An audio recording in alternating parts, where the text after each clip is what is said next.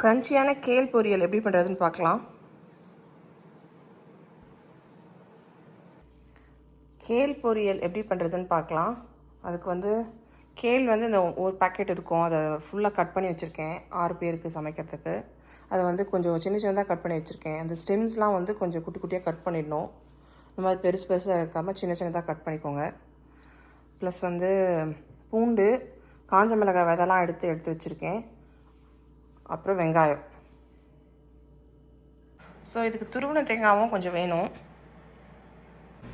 So எண்ணெய் 3 spoon விட்டுருக்கேன். எண்ணெய் காஞ்சிருச்சு. கடுகு போட்டுடலாம்.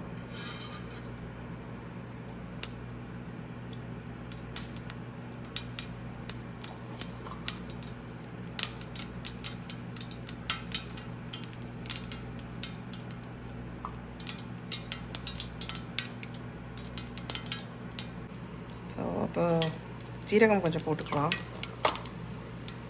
அது கொஞ்சம் ஃப்ரை ஆனதும் பூண்டு ப்ளஸ் காஞ்ச மிளகாய் போட்டுருங்க.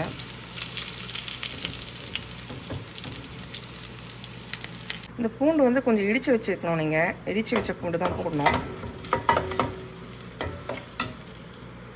பூண்டு வதங்கிடுச்சு. இப்போ வெங்காயம் போட்டுடலாம்.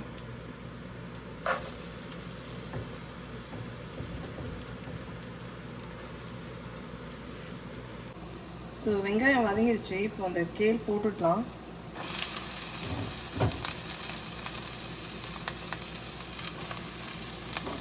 ஸோ இது கொஞ்சம் குக் ஆனதும் மீதி இருக்க கேல்லாம் போடுங்க. ஃபுல்லாக போட முடியாது. ஸோ கொஞ்சம் இது குக் ஆனதும் குறைஞ்சிடும் அந்த குவான்டிட்டி. அப்புறமா மீதி இருக்கிறத போட்டுக்கலாம். ஸோ இது கொஞ்சம் குக் ஆகிடுச்சு. மீதி இருக்க கேல்லாம் போட்டுடலாம்.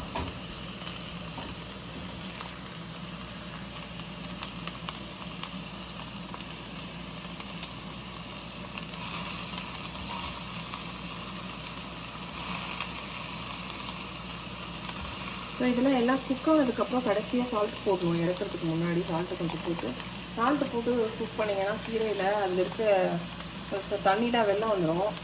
ஸோ அது கிரன்ச்சியாக இருக்காது. ஸோ கடைசியாக சால்ட் போட்டு இறக்கிடலாம். இது இப்போ குக் ஆகிடுச்சு. இதில் கொஞ்சம் சால்ட் போட்டுடலாம். இப்போ தேவையான அளவுக்கு சால்ட் போட்டுக்கோங்க.